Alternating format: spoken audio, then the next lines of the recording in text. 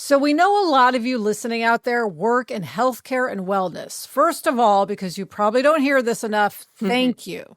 Thanks for always showing up and doing what you do. Second of all, if you don't already know about FIGS, it's time. FIG's entire mission is to empower people that work in healthcare by making the best scrubs, apparel, and accessories. FIGS makes super thoughtfully designed scrubs in high-quality, innovative materials that are antimicrobial and wrinkle-resistant, but still super soft and breathable. They're also so cute. Not those boxy, itchy, shapeless scrubs that were the norm for so long. FIGS come in a huge range of flattering styles made for every body type and elevated classic colors like black, gray, and blue. Plus, there's always some fun new seasonal color drop happening. FIGS are the scrubs, in other words. And if you're a healthcare professional or if you know someone who is, right now, when you use the codes FIGSRX, you get 15% off your first purchase. Just go to wearfigs.com and enter FIGSRX at checkout. There's something about a love story that takes your breath away, not because it's perfect, but because it's impossible. Imagine finding the person you were meant to be with in the very place designed to destroy you. Imagine choosing love when everything around you is hate, everything designed to strip away hope. That's not just romance, that's survival, that's destiny. That's exactly what you'll feel watching Bao, Artist at War. The film opens September 26th, and you can visit baomovie.com to see the trailers. If you were moved by Schindler's List or even the bittersweet hope in Jojo Rabbit, you'll understand why Bao is different. This isn't just about what was lost, it's about what was found. Bao, Artist at War, tells the remarkable true story of Joseph Bao, a brilliant artist and master forger who risked everything to help others survive. Bao, Artist at War opens September 26th. Visit baomovie.com to watch the trailer and learn more, or sign up your organization for a group screening. Again, that's baomovie.com. Lemonada.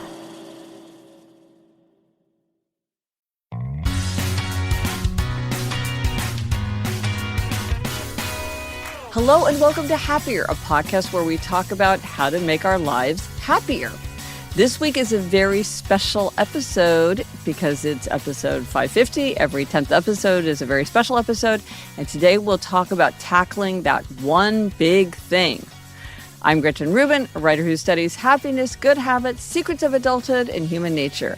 I'm in New York City, and joining me today from Los Angeles is my sister Elizabeth Kraft, my sister the Sage. That's me, Elizabeth Kraft, a TV writer and producer living in LA. And Gretch, I think this episode has a lot of sage advice from you. Well, I hope so. We shall see. Yes. But this week, for this very special episode, we are going to talk about tackling that one big thing. Yes. So we often talk about little things, fun things, whimsical things, hacks. We have done bingo cards before, but in this bingo, one square wins. Yes. So today we are talking about something different. We are going to talk about something that is big and something that is very, very hard. Today we're going to talk about the hard thing that we may need to do to make our lives happier. Because the fact is, sometimes if we're going to really make our lives happier, there is something really, really big that we need to tackle. And sometimes it's so big and it's so intimidating and maybe it's so upsetting that we don't even want to admit to ourselves that this is the one big thing that really matters. And as we discuss the one big thing, as you're listening, listeners, if you start to feel sick to your stomach, if you start to feel really anxious, it is probably a sign that there is something that you really need to grapple with, something that is big and that is hard, but that will do a lot for your happiness. Yeah. And of course, I mean, the one big thing is different for different people. For some people, it's a relationship thing. For some people, it's going to be an addiction thing. There's all different categories. So we're going to talk about what some of those one big things are or could be. And before we launch in, there's just a few secrets of adulthood that I think are helpful. One is that the secret of adulthood, that happiness doesn't always make us feel happy. which sounds paradoxical, but the fact is sometimes to be happier, we have to do things that make us feel less happy. Like we need to deprive ourselves of something. We need to demand something from ourselves. We need to face something. But then once we do it, then we get that feeling of lightness and energy and possibility once we push through. And another thing, and this is the reason that we are doing this very special episode, is that often something that can be done at any time is often done at no time. And so it may be that there's one big thing and you're just thinking to yourself, well, not now. Not today, not tomorrow, not this week, but eventually, one day I will tackle it. Well, we are here to say, now is the time. This is the time. This is the prompt. If you are waiting for something in your life to say, now, we are that. We are that signifier. That means now is the time to start thinking about it. Yeah. And so the one big things fall into several different categories. So we'll divide them up as we go. And these are just examples. This is not an exhaustive list, but just to give people a sense for the kind of things that are these one big things, or maybe for someone to have that ring of truth when they hear something listed out. Here are some of the major things that people face. And first, let's talk about relationships. Yes. So if you need to break up with somebody or even get a divorce. That's big. That's hard. Maybe you need to get on the dating apps. This is a thing that many, many people resist, but many people say is really important to try. Maybe you need to say goodbye to a beloved pet who has no quality of life anymore. Yeah, that's really, really hard. It's hard to face that moment, face that time. Maybe you need to set a tough boundary. Like there's a child living at home and you need to say, hey, it's time for you to move out. Also, having a hard conversation, like telling a parent about the fact that they can no longer drive or live without assistance. Yeah, these are hard conversations that, maybe you put off and put off and put off, but you know it needs to happen. Maybe there is a relationship where you want to reach out to reconcile with someone from whom you've become estranged. Or maybe on the other hand, maybe there is a relationship where you need to break off a connection with somebody. Either way, you need to assess a relationship and decide if action is needed. Yes. And then there's deciding whether or not to have children, because eventually you do have to decide that sort of one way or the other. Or circumstances will decide it for you. Yes. Then there are the one big thing issues that arise in relationship to ourselves. And then often these are related to our health measures. A very big thing in many people's lives is dealing with some form of addiction, which is dealing with smoking or drinking or gambling or overspending, or any kind of addiction. It's realizing that it's gotten out of hand and that you need to tackle it. There could be a health concern, a test you need to take that you've been avoiding, or a worry that you're hiding from yourself. I think many people might sense they're sick but not want to face it, and it only gets worse, of course. Right. Sometimes there's just something that you really dread that you know needs to happen, and yet you keep putting it off. Maybe you're somebody who just really, really, really hates going to the dentist, even though you need to go to the dentist. I have a friend who put off and put off and put off getting a hip replacement, and then she finally did it. And then, of course, she was pain-free, and she was so happy that she had done it, but she delayed for a very long time before it got to the point where she couldn't delay it anymore. Yes. And I will say with that, Gretchen, age is a real factor in that. So let's say you need to get a knee replacement. Sooner is better than later in terms of your recovery. With many, many things on this list, sooner is better than later. Yes. Yeah. Maybe you need to start therapy. Many, many people find it to be extraordinarily useful, but it can be hard if you've never done it before. Here's something. Maybe you need to grapple with persistent pain. Now, chronic pain is so draining and overwhelming, but dealing with it can be very frustrating. It can take a lot of trial and error to figure things out. I remember we had a listener who suggested if you've tried physical therapy in the past and it hadn't worked, maybe try it again because there have been a lot of strides made in physical therapy. I mean, our father has issues with his feet and he has done so much to experiment with different kinds of footwear to get to the kind of shoe that is really allows him not to have pain. It can be frustrating. Yeah, Gretch. I mean, Adam, has suffered from migraines since he was 5 years old, and he had to try all different kinds of things to take care of the migraines. And he would go years without even trying because he was so worn out just from dealing with it. But now he's found the right thing, and it is a miracle. Yeah. Maybe you need to face the fact that there's something very hard to do that you're just going to have to do on your own, that you were hoping that you would have somebody to help, but you're just going to have to do it by yourself. And that's hard. Maybe you need to move or buy a house, maybe have a baby. You need to do it on your own. And that can be hard to do. That's hard to grapple with. Maybe you need to decide whether to let go of a dream. So you wanted to be a famous actor, but maybe you need to accept it's not going to happen and find another path. Mm-hmm.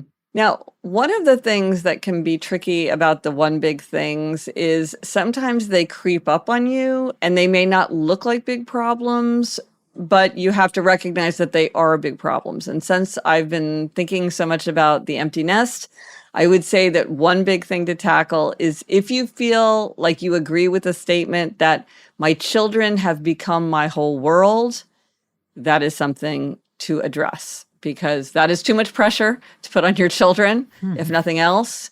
They're a big and important part of your world, but you don't want your children to become your whole world. Absolutely. I agree with that. And then, Gretch, there's the category of work. Mm-hmm. Maybe you need to quit your job. Maybe you've been thinking for a long time you need to quit, but you need to get around to it and actually quit. Maybe you need to look for a new job.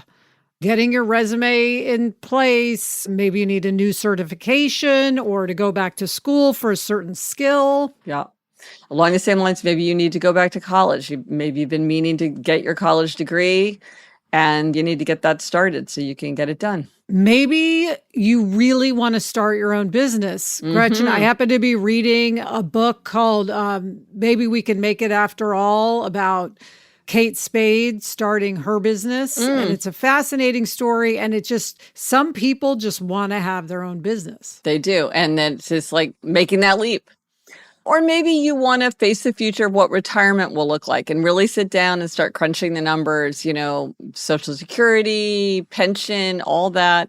Really look at what those numbers hold. I think so many of us avoid looking at anything having to do with numbers of any sort. It can be very intimidating. Well, and speaking of that brings us to the topic of money. Yes, money. Maybe you have overdue taxes that you need to take care of. Maybe you have credit card debt that you need to deal with. I think a lot of us have that. Maybe you need to face the fact that you're living beyond your means. Mm-hmm.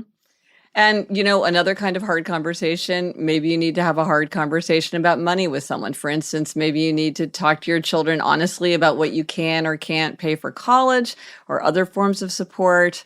Those are hard conversations to have. Or maybe you need to talk to your partner. I mean, Gretch, I think there's a lot of people who are in relationships who don't talk about money with each other. 100%. Absolutely. Absolutely. Lots of difficult conversations. And then finally, just in life, one thing that is often a very big thing that people put off is thinking about moving. Because there's so many parts about moving, which means you have to clear out all this stuff in your house. You have to fix things up. You have to make a plan for putting it on the market. You have to figure out, where are you going to go? Maybe you're doing this for yourself, or maybe you're helping someone else to move, like a parent. That is just another big, big thing that can feel overwhelming. So overwhelming. I don't even want to think about moving, ever. All right, Gretch, coming up, we're going to hear from listeners on the subject of tackling an intimidating challenge. But first, this break.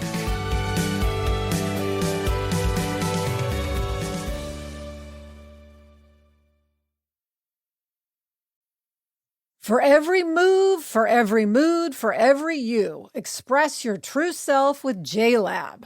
No matter your mood, there's JLab headphones for every you. JLab believes in amplifying every version of you through superior audio technology, innovative design, and unbeatable value.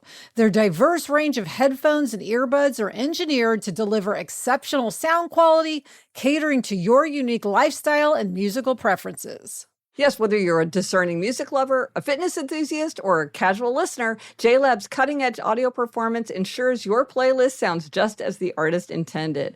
I have the JBuds Pods, which have more than 56 hours of playback, hybrid active noise canceling, the very sleek design. You can get black or mauve. I have black, and it's the lab quality sound.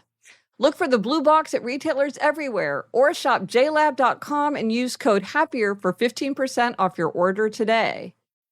Feeling better in your body shouldn't be a full-time job. That's why Hers makes it easier to get started and stick with it. Backed by expert-guided online care that puts your weight loss goals first. Hers is transforming women's healthcare by providing access to affordable weight loss treatment plans. They connect you with a medical provider who will work with you to determine the best treatment option for you. If prescribed, you get medication as part of a doctor-developed weight loss program complete with ongoing care, check-ins, dosage, and medication adjustments, and access to 24/7 online support at no additional cost. No hidden fees and no membership fees. Whether you want to lose weight, grow thicker, fuller hair, or find relief for anxiety, Hers has you covered. Visit forhers.com/happier to get a personalized, affordable plan that gets you. That's forhers.com/happier. forhers.com/happier. Weight loss by Hers is not available everywhere. Compounded products are not approved or reviewed for safety, effectiveness, or quality by the FDA. Prescription required. See website for full details, important safety information, and restrictions. Actual price depends on product and plan purchased. Okay, well, we've talked about what that one big thing might look like. We talked about a lot of different, very big tasks that people might face. And we also asked listeners this question about whether they'd ever face something like this. The question was, have you ever tackled an intimidating challenge? And if you did it make you happier? What advice would you give to someone finding it hard to face that one big thing? And the first answer came from Megan. She said, I became a flight attendant for a major U.S. airline after spending 20 years, my entire adult life, raising and homeschooling 4 children. That required me to go through an extensive interview process and live in a hotel for 6.5 weeks of training. Okay, well, that's a big career switch. Yes.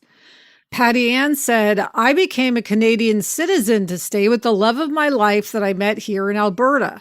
There were quite a few challenges and so much paperwork and other requirements like fingerprinting and medical exams. It felt intimidating, overwhelming, and took literally years of stages and steps. My mother reminded me of the how do you eat an elephant saying, so I took it one bite at a time. I did have a few doubts of how it would work out, but quitting did not go through my mind.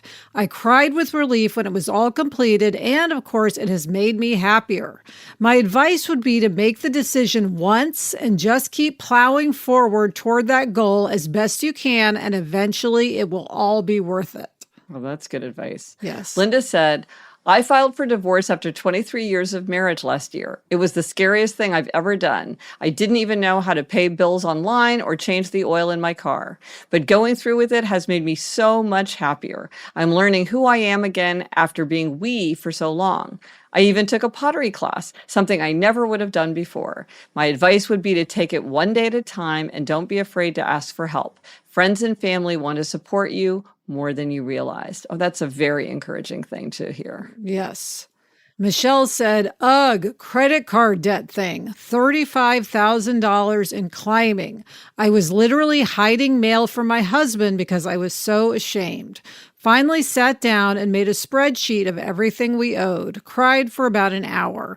Then we both got serious about it. No more eating out, no more impulse purchases. Everything extra went to the cards. Took forever, but we did it. Worth every sacrifice. My advice, stop hiding from the numbers. I wasted months being scared to even open statements. The debt doesn't get smaller by ignoring it, but once you know exactly what you're dealing with, you can actually fight it. And tell someone. The shame loses its power when it's not a secret anymore. Well, this goes to so much of what we were talking about, Gretch. Right. About the fear of numbers, about the fact that things get worse if you don't deal with them. And that's a great thing to share with somebody because the shame loses its power. That's a great reminder. Jacob said, I quit smoking 2 years ago after smoking since I was 16. What worked for me was switching to those little toothpicks first, then gradually weaning off those too. Sounds weird, but keeping my hands and mouth busy was key. Still reach for my shirt pocket sometimes, but I don't miss the smell or the coughing. Definitely happier, and my wife is thrilled she doesn't have to smell it on me anymore. What helped me was realizing I didn't have to quit forever, just for today. Tomorrow I could decide again. That made it less overwhelming. So that's interesting. That's sort of the opposite. One person says, decide once and then just plow through. And then for somebody else, it's like, it's just for today. So different ways work for different people. Yes. Lee said, at 32, I went to art school, and the challenge was whoever won best portfolio at graduation got an internship at the most prestigious advertising agency in South Florida. So intimidating as there were so many talented artists. It drove me night and day, and I did end up winning Best Portfolio, which was a springboard for a career in advertising that were the happiest days of my life. So this is a good reminder. There's been a couple things about doing something at an older age than maybe people typically do it, but you can still do it. Yeah. Laura said, kids, so intimidating. Pregnancy, childbirth, all scary. But yes, happier. Oh, yeah. Well, that is very true. That's very true. Sandy says, at age 58, I joined a group of breast cancer survivors to train and complete a sprint triathlon. Team Phoenix was a 6-week program to train to complete the try of swim, bike, and run. We'd already completed the try of treatment, surgery, chemo, and radiation. I had never done anything like it, had to borrow a bike. I completed my try with 25 other women, and it was life-changing. I'm not only happier, but I'm thriving. I went on to complete 12 more triathlons over the years and fell in love with the biking. It opened me up to other challenges, a half marathon, century bike rides, 100 miles in a day, as well as actually working part-time in a bike shop. My advice is to face your fears. Find someone who will support you. Break that challenge into smaller pieces. Look to that final finish and how great you'll feel. Well, that's a very uplifting challenge. Absolutely. And so much great advice. Maria said, I danced in an international charity show. It made me incredibly happy. I thought of Eleanor Roosevelt's, you must do the thing you think you cannot do when I was asked to participate, and I immediately said yes. Gretch, I have to mention here that my sister-in-law, Olivia, did this, a ballroom dancing charity show, and it was so much fun. Adam and I went and watched, and we were very proud of her because it is not easy. Oh, that's so fun. Kirsty said, I did my driver's license when I was 18. However, I never drove a lot, and up until this year, I had pretty much given it up completely. We live in a big city. Everything is super easy with public transport. Plus, we only have an old VW camper van that I find difficult to drive. Then this year, as part of my 25 for 2025, I challenged myself to drive a car 12 times this year. I always rent a car that I find easier to drive, and by now I have already completed the 12 times. I did it because I wanted to be more independent and set an example for my kids. So that's facing something that's very intimidating. Sometimes you find it less intimidating than you thought it would be. Yeah. Well, as somebody who's kind of a fearful driver, this really strikes a chord with me. And yeah, it's a good example of facing a fear. And it might be something that other people would not find fearful, but if for you, it's something that's really intimidating, it could be your one big thing. Yeah. All right, Gretch, coming up, we're going to talk about other ideas that might make facing this one big thing easier. But first, this break.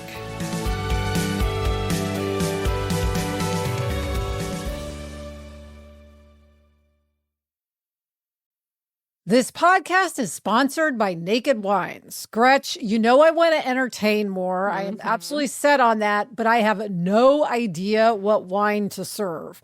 I will just be in the wine aisle looking around, no clue what to do. That's why I love Naked Wines. Naked is a wine club that directly connects you to the world's best independent winemakers so you can get world-class wine delivered straight to your door.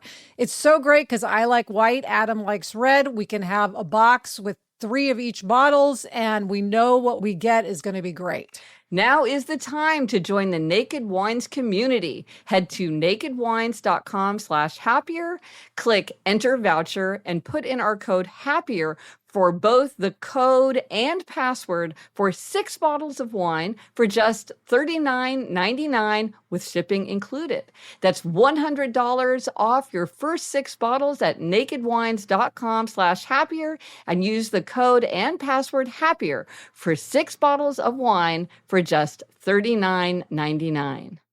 I had such a wonderful time on my book tour for Secrets of Adulthood this year. I visited 15 cities without a single travel complication. When has that ever happened? I learned so much by road tripping across the country. First, I learned how grateful I am for the kind people who help others stow their carry-on bags. Hoisting my bag over my head is my least favorite part of the travel process, and I so appreciated the thoughtful people who helped me out. Also, I learned the importance of airline apps. It makes a huge difference to have the actual app for an airline on your phone. In fact, these days, perhaps it's not really possible to fly without having the airline app. Another app that's a must-have while traveling, Airbnb. Not only can you find amazing places to stay, you can also host your own space on Airbnb while you're away. It's just a smart thing to do. Bring in a little extra cash for yourself and open up a place for someone else to stop over on their cross-country trip. Your home might be worth more than you think. Find out how much at airbnb.com/host. Okay, we got so many great suggestions from listeners who are speaking from experience. They went through this process. They faced the one big thing, and they all say how much happier that they are having done it. A lot of great advice about how to make it easier. But here are just a few additional ideas or things to underscore. I think one thing that a couple people mentioned, but it's really worth emphasizing, is to ask for help. Why is it so hard to ask for help? This is so surprising to me. I have to remind myself in even the smallest things to ask for help. But obviously, when something is really big and really intimidating, it can be very, very helpful to draw on other people for support, for their encouragement, for just their help. For instance, if you're facing addiction, something like AA can be really important. If you're trying to make a career change, there are all kinds of resources that are meant to help people going through a career change. And so it's to reach out for those resources and really avail yourself of them. Yeah, I think one reason it can be hard to ask for help is because it is putting a name to something. Yes. Whether it's written or you're spoken, you are naming it. Yeah. And then back to the shame, it may be something you feel ashamed about, which makes it even harder to put a name to it. Yes. That's so true. Another piece of advice is to start before you're ready. Yeah, I think we often have this idea like, well, at a certain point, I'll feel ready, and that's when I will begin. But with all the things that we listed, probably a person would never feel ready to tackle them. They're just the kind of thing where sometimes you just have to take the leap and trust the process and not wait until it feels like the right time, because it may be that no time will ever feel like the right time. Yeah. And then ask yourself, do you need more time or do you need to make a decision? This is something you and I have discussed on a smaller scale many times. Many times, because a lot of times it is, you think, well, I'll be gathering information. Somehow things will become clear. There's just this idea that we have that in the future things will be easier or clearer or simpler. But sometimes you just are like, okay, I just need to decide to do it and move forward and not keep finding reasons to put it off. Yeah. And here's something I think can be useful if you're feeling really overwhelmed, especially if it's something that has like a lot of moving parts.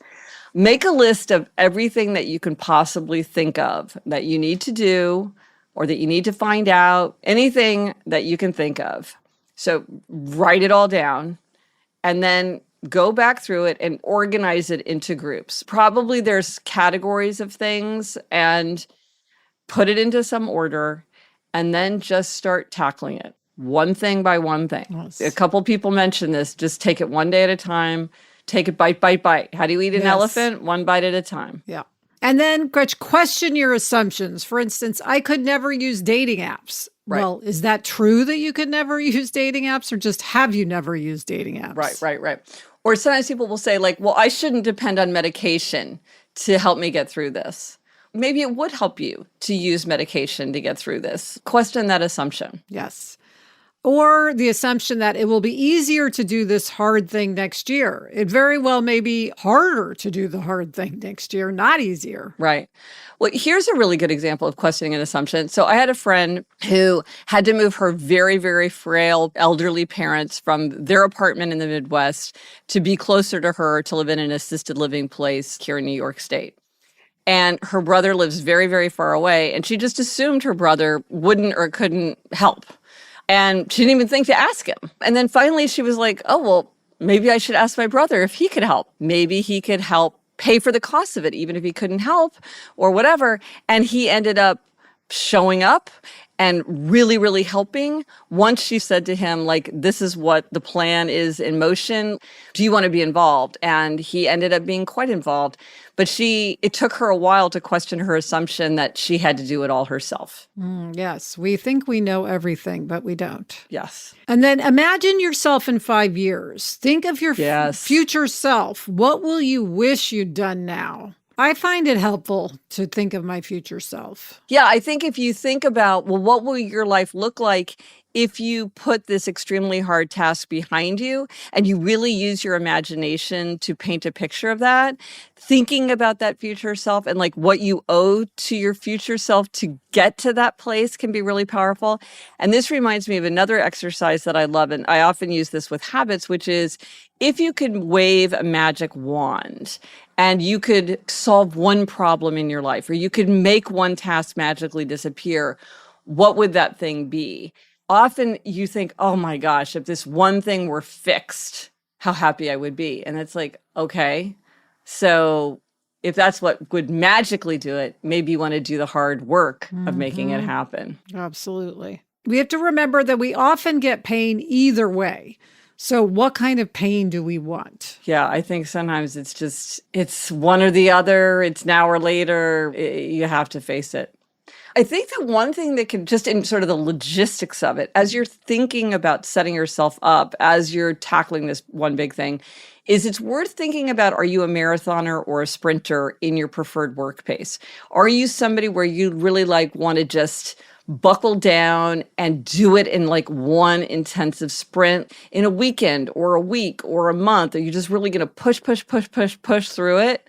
For some people, that is more energizing. That gives them the focus, and that's a way to set yourself up for success. But then for other people, they like small changes. They want to like pick away at something piece by piece by piece.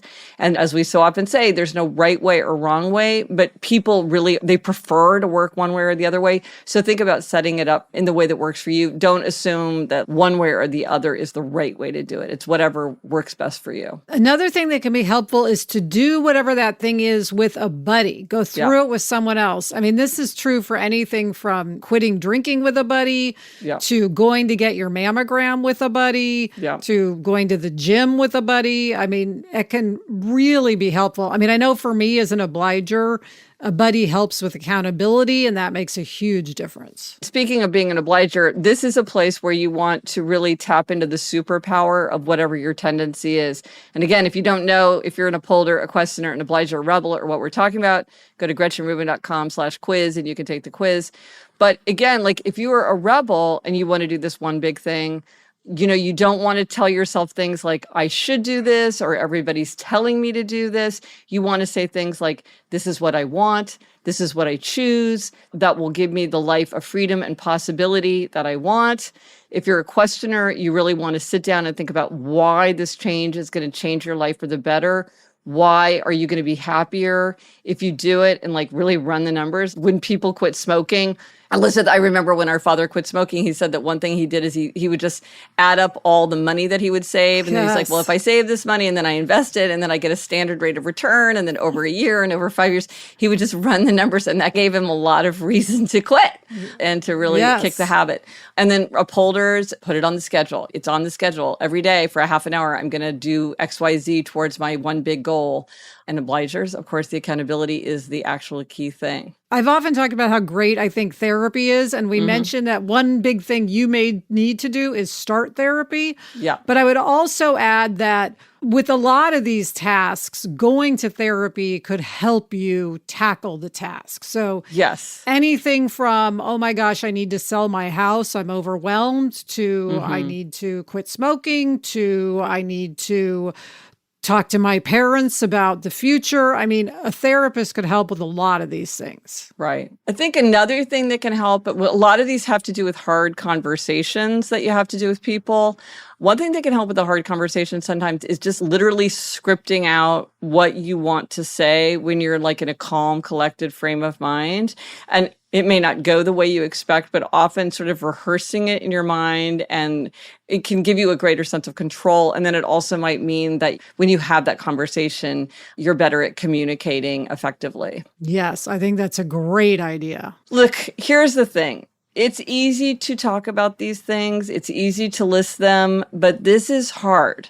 All the things that we're talking about, that we've listed, that listeners talked about, these were really, really hard. We get it. You have all of our encouragement and sympathy. Yes. It's easy to say, oh, get a divorce, but doing that, not so easy. I remember a friend of mine, she was going through divorce, and she said to me, I really don't know that I can go through this. She's like, I don't know how so many people get a divorce. This is by far the hardest thing I have ever done in my life. And she was just so distraught at that moment. And then now I see her and it's so far in the rearview mirror, and she got through it and now she's doing great. But when she was going through it, it was so hard.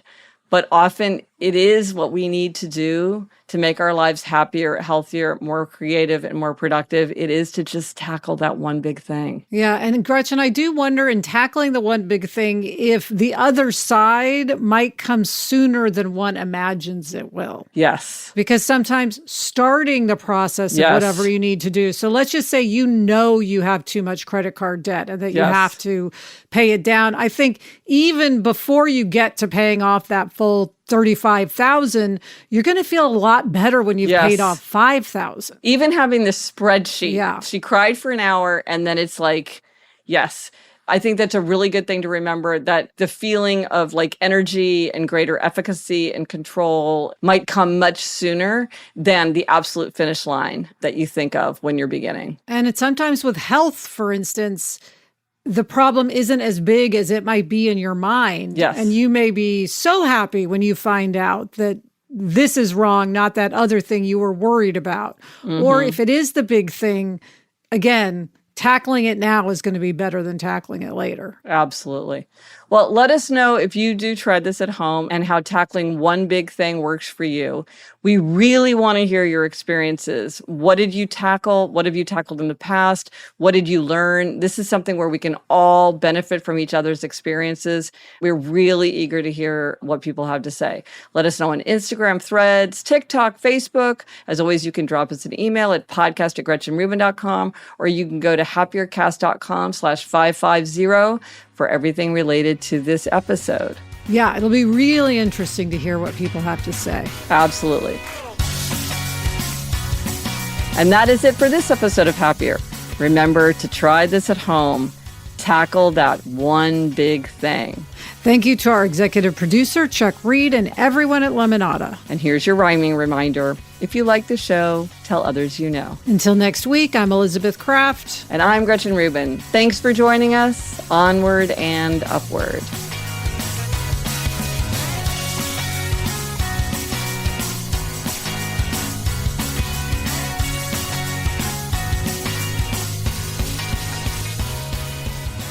Gretchen, what's interesting is even if some of these items aren't in our life now, they could be later. Oh, yes, absolutely. There's always one big thing coming around the corner. That's why I think it's so great to learn from other people, because I feel like I'm learning so much that I can use it now or maybe use it years from now. Yeah. From the Onward Project. There's something about a love story that takes your breath away, not because it's perfect, but because it's impossible. Imagine finding the person you were meant to be with in the very place designed to destroy you. Imagine choosing love when everything around you is hate, everything designed to strip away hope. That's not just romance, that's survival, that's destiny. That's exactly what you'll feel watching Bao, Artist at War.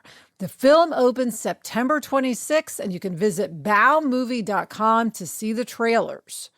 If you were moved by Schindler's List or even the bittersweet hope in Jojo Rabbit, you'll understand why Bao is different. This isn't just about what was lost, it's about what was found. Bao, Artist at War, tells the remarkable true story of Joseph Bao, a brilliant artist and master forger who risked everything to help others survive.